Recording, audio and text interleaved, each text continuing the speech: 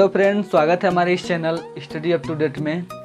तो फ्रेंड, जैसा कि हमने पहले वीडियो में बताया था कि हम क्लास 10 के ग्रामर पोर्शन को पढ़ाने वाले हैं। तो बिल्कुल एकदम शुरू से ही हम ग्रामर को पढ़ाने वाले हैं, जिसमें आप यदि आप इन सभी वीडियो को आप अच्छे से देखते हैं तो आपको ग्रामर शुरू से लेकर अच्छी तरह से आपको समझ में आ जाएगा, जिससे आपका इंग्लिश बहुत ही मजबूत हो जाएगा। तो चलिए हम ग्रामर के कुछ चैप्टर लेते हैं, जैसे कि आपके शुरुआत से ही पढ़ाएंगे। तो जैसे कि इसमें पहला जो चैप्टर है पार्ट्स ऑफ द सेंटेंस, जो पहला सेंटेंस है पार्ट्स ऑफ द सेंटेंस। तो जो पार्ट्स ऑफ सेंटेंस होता है, इसका मतलब जैसे कि आप सेंटेंस का डिफिनेशन जानते हैं कि सेंटेंस किसे कहते हैं, तो आपको पता है कि वर्ड्स जो शब्दों के योग को जब बहुत सारे शब्द आपस में जुड़ते हैं, तो उनसे क्या बनता है, सेंटेंस बनता है। यानी कि जो शब्द होते हैं यानी वर्ड्स, तो बहुत सारे जब वर्ड्स जब एकजुट होते हैं तो उससे सेंटेंस बनता है। अब हम पढ़ेंगे उस सेंटेंस के पार्ट्स के बारे में कि सेंटेंस के कितने पार्ट्स होते हैं। तो जैसा कि हम यहाँ पर एक सेंटेंस लिख रहे हैं, जिसको आप अच्छे से ध्यान में रखिए। जैसे लिखा है कि Ravi bought a book। Ravi bought a book, Ravi किताब खरीदा। तो ये आपका एक सेंटेंस है। अब सेंटेंस के कितने पार्ट्स होते हैं आपको हम इसमें बताएंगे। तो रवि bought a book, तो इसका मतलब है कि जो रवि है, तो वो रवि है, इसके देखिए बहुत सारे सेक्शन हैं। जैसे कि रवि है, इसमें बॉट है, फिर ए है, फिर बुक है। उसके बाद जो यहाँ पर बॉट अ बुक है, तो सबसे पहले आपको बता दें कि जो रवि है उसको हम सब्जेक्ट कहते हैं, सब्जेक्ट। और जो बचता है, जो कर्ता के बाद जो भी कुछ बचता है, उसको हम प्रेडिकेट कहते हैं। इसका मतलब यह है कि जो पार्ट्स ऑफ सेंटेंस होते हैं, यानी ग्रामर के बस दो ही रूप होते हैं। उसको हम दो भागों में डिवाइड करते हैं। पहला होता है सब्जेक्ट और दूसरा होता है आपका प्रेडिकेट।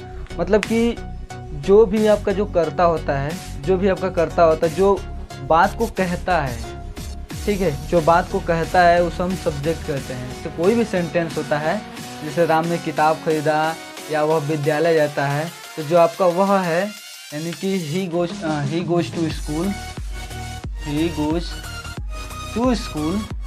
तो जो पहला जो होता है, पहला का मतलब जो उस काम को कर रहा है, जो स्कूल जा रहा है। यहाँ पर देखिए लिखा है कि he goes to मतलब वो स्कूल जाता है। तो जो आपका पहला है, जो काम को करता है, उसे कहते हैं सब्जेक्ट। और जो बाकी बचता है, वो जो पूरा होता है, उसमें वो सब हो जाता है आपका प्रेडिकेट। तो आप इतना तो जरूर समझ गए होंगे कि जो काम को करता है उसको हम सब्जेक्ट कहते हैं। बकिया जो काम हो रहा होता है या फिर जो भी पोर्शन बचता है, वो आपका प्रेडिकेट के अंतर्गत आता है। लेकिन आपको इसमें भी कुछ दिखते होंगे कि सब्जेक्ट कौन कौन से हो सकते हैं और प्रेडिकेट कौन कौन से हो सकते हैं। तो जैसे कि हम यहाँ पे एक लिख रहे हैं, जैसे सेंटेंस लिख रहे हैं। अब बताइए इसमें कौन सा सब्जेक्ट है और बकिया कौन सा प्रेडिकेट है। इसे लिखा है कि दिस इज माई बुक, तो यह बुक मेरा है, ठीक है। And this is my book, जो पहला है वो क्या है, आपका सब्जेक्ट है, और जो पीछे जितना भी बच गया वो सब आपका प्रेडिकेट है। तो आपको अच्छे से समझाएंगे। इसमें इसका चार्ट बना दे रहे हैं आपको, ताकि आप सब्जेक्ट और प्रेडिकेट को अच्छे से समझ आएंगे, कौन सब्जेक्ट होते हैं, बल्कि कौन कौन से प्रेडिकेट होते हैं। तो देखिए हमारा चार्ट बना रहे हैं यहाँ पर। जैसा कि हमने यहाँ पर चार्ट बना दिया गया है कि जो सब्जेक्ट आप कैसे पहचानेंगे, कौन सा सब्जेक्ट होता है, कौन सा प्रेडिकेट होता है। तो सब्जेक्ट को पहले हम ध्यान में रखते हैं। तो सब्जेक्ट को यहाँ पर दो पार्ट में डिवाइड किया गया है, क्वालिफायर और मेन वर्ड, ठीक है। तो क्वालिफायर मतलब होता है कि जो क्वालिफाई करते हैं, जो भी किसी चीज़ की यदि विशेषता बता रहे हैं, तो उसको हम सब्जेक्ट मान सकते हैं। और या फिर जो मेन वर्ड होते हैं, जैसे कि गांधी जी वाज बर्न इन पोरबंदर, ठीक है। तो गांधी जी पोरबंदर में जन्म लिए थे, तो वहाँ पर देखिए गांधी जी मेन वर्ड हैं। तो इसलिए वो भी सब्जेक्ट हो जाएंगे। और जो क्वालिफायर को भी तीन टाइप में इसको डिवाइड किया गया है। तो पहला डिटरमाइनर, उसके बाद एडजेक्टिव, फिर एडजेक्टिव फेज होता है। तो डिटरमाइनर का मतलब होता है कि जो डिटरमाइन करता है, जो किसी शब्द को निश्चित करता है, जैसे कि ए हो गया, एन हो गया, दीज हो गया, दोज हो गया, इस तरह के जो भी वर्ड होते हैं डिटरमाइनर होते हैं। और एडजेक्टिव का मतलब जो किसी सब्जेक्ट की विशेषता बताते हैं, वो भी सब्जेक्ट के अंतर्गत आ जाएंगे। ठीक है, जैसे कि वैसा सब्जेक्ट जैसे कि होता है कि फुलिश बॉय, जो फुलिश बॉय है मतलब कि मूर्ख लड़का, तो ये पूरा सब्जेक्ट के अंतर्गत आएगा। मतलब एक फुलिश बॉय भी आ जाएगा, मतलब ये दोनों ही सब्जेक्ट के अंतर्गत रहेंगे। तो मतलब ये एडजेक्टिव ये बता रहा है कि लड़का जो है थोड़ा सा मूर्ख है। उस तरह से एडजेक्टिव फेज होते हैं। और यहाँ पे जो प्रेडिकेट होता है, प्रेडिकेट में कौन कौन से आते हैं, वर्ब होता है, जैसे कि वर्ब आप जानते हैं। तो जैसे कि दिस इज़ एन एप्पल, मान लीजिए कोई सेंटेंस है, तो आपने यहाँ पर पहचाना कि जो दिस है ये आपका सब्जेक्ट के अंतर्गत आ गया, और जो बाकी बचा इसमें देखिए प्रेडिकेट के अंतर्गत, यहाँ ध्यान दीजिए। तो जो वर्ब होता है और फिर उसके बाद जो ऑब्जेक्ट होता है, जो कॉम्प्लीमेंट होता है, ये सब प्रेडिकेट होते हैं। तो जो वर्ब तो आप जान ही रहे, इसमें इज़ है वर्ब, उसके बाद ऑब्जेक्ट, फिर उसके बाद कॉम्प्लीमेंट। तो ऑब्जेक्ट का मतलब होता है कि जो जिस चीज़ को कह रहा है, जैसे कि दिस इज़ एन एप्पल, तो मतलब यह आम है। तो जो आम बचा, ठीक है, यहाँ जो एन एप्पल बचा, सेव, तो दिस इज़ एन एप्पल, तो जो सेव है वो क्या है, ऑब्जेक्ट हो जाएगा। और बाकी जो भी यदि कुछ और भी यहाँ पर लिखा गया है तो आपका कॉम्प्लीमेंट के अंतर्गत आ जाएगा। लेकिन आपको पता है कि ऑब्जेक्ट भी दो प्रकार के होते हैं, इनडायरेक्ट ऑब्जेक्ट होता है, उसके बाद डायरेक्ट ऑब्जेक्ट होता है। तो डायरेक्ट ऑब्जेक्ट और इनडायरेक्ट ऑब्जेक्ट का मतलब होता है,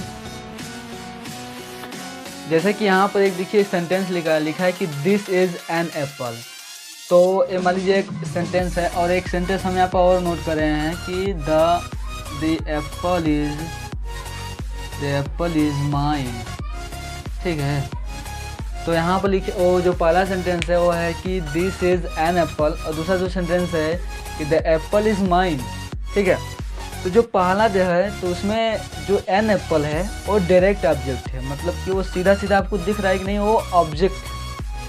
यानी कोई भी सेंटेंस है उसमें जो एन एप्पल है वो ऑब्जेक्ट का काम कर रहा है। और यहाँ पर जो माइन है वाकई में ऑब्जेक्ट नहीं है, लेकिन उसको इनडायरेक्ट रूप से ऑब्जेक्ट माना जाता है। तो इसमें ये होता है कि जो इस सेंटेंस का जो ये ऑब्जेक्ट है वो डायरेक्ट ऑब्जेक्ट है, और इस सेंटेंस का जो ऑब्जेक्ट है वो इनडायरेक्ट ऑब्जेक्ट है। तो आपको इतना समझ में आया होगा कि सब्जेक्ट किसे कहते हैं और प्रेडिकेट किसे कहते हैं। तो आपको यदि कोई पूछे कि सेंटेंस को कितने पार्ट्स में हम डिवाइड करते हैं, तो कोई भी सेंटेंस होता है उसके दो ही पार्ट होते हैं, पहला होता है सब्जेक्ट और दूसरा होता है प्रेडिकेट। सब्जेक्ट के अंतर्गत आपको जितना हमने बताया ये सब चीज़ें आते हैं, और प्रेडिकेट के अंदर इतना चीज़ें आते हैं। तो आप इसको अच्छे से देख लीजिएगा और अच्छे से इसको याद कर लीजिएगा। और भी आपके बुक से यदि मिलते हैं तो अभी और भी एग्जाम्पल आप उसमें देख सकते हैं। लेकिन मैं यहाँ पर कुछ क्वेश्चन आपको नोट कर दे रहा हूँ, ताकि आप पता करके आइएगा। क्वेश्चन मतलब कमेंट बॉक्स में कमेंट कीजिएगा कि इसका सब्जेक्ट कौन है और प्रेडिकेट कौन है। तो हम 2-4 क्वेश्चन यहाँ पर नोट कर रहे हैं, आप भी अच्छे से नोट कर लीजिएगा। और यदि आपको, जैसा कि आपको व्हाइट बोर्ड पर दिख रहे हैं, यहाँ पर 4 क्वेश्चन हमने यहाँ पर नोट किया है। पहला क्वेश्चन है बार्किंग डॉग्स नेवर बाइट, और दूसरा क्वेश्चन है आई एम एन इंजीनियर, और जो तीसरा क्वेश्चन है इज आई लायन, और जो उसका चौथा क्वेश्चन है वो है आई लर्नड अ बुक। ठीक है, तो यहाँ पर 4 क्वेश्चन है। आपको इसमें ये पता करना है कि इसका सब्जेक्ट और प्रेडिकेट कौन है। तो आपको यदि अच्छे से क्लियर होगा तो हमको बता दें कि सब्जेक्ट वह होता है जो काम को करता है। ठीक है, जो काम को करता है वो उसका सब्जेक्ट हुआ, और जो काम हो रहा है उसके द्वारा, वो मानी उसके द्वारा जो काम हो रहा है, तो बाकी जो बचा वो उसका प्रेडिकेट हो गया। जैसे कि दिस इज़ एन एप्पल, तो जो दिस इज़ एन एप्पल, तो जो दिस है ये इसका जो क्वालिटी बता रहा है, तो दिस हो गया इसका सब्जेक्ट, और जो बाकी बचा हो उसको हम प्रेडिकेट के अंदर ठेल देंगे। तो इस तरह से आप इसमें बहुत ही आसानी से प्राप्त कर सकते हैं कि इसका कौन सा सब्जेक्ट है और कौन सा प्रेडिकेट है। तो अगला वीडियो में हम आपको बताएंगे एक नए चैप्टर के बारे में, जो ग्रामर का ही पार्ट्स है। तो आप अच्छे से इसके चैप्टर देखेंगे तो आपको अच्छे से क्लियर होता चला जाएगा। बिल्कुल शुरुआती से हम बता रहे हैं ग्रामर के पार्ट्स को। तो आप यदि अच्छे से वीडियो को देखेंगे तो आपको अच्छे से वीडियो आपको क्लियर हो जाएगा। तो वीडियो देखने के लिए आपका बहुत बहुत धन्यवाद। यदि वीडियो पसंद आया है तो वीडियो को जरूर लाइक कीजिएगा, दोस्तों के साथ शेयर कीजिएगा, और इस चैनल पर नया है तो इस चैनल को सब्सक्राइब जरूर कर लीजिएगा और नए नए वीडियो देखने के लिए। तो मिलते हैं एक नए वीडियो में। तब तक के लिए बाय, टेक केयर।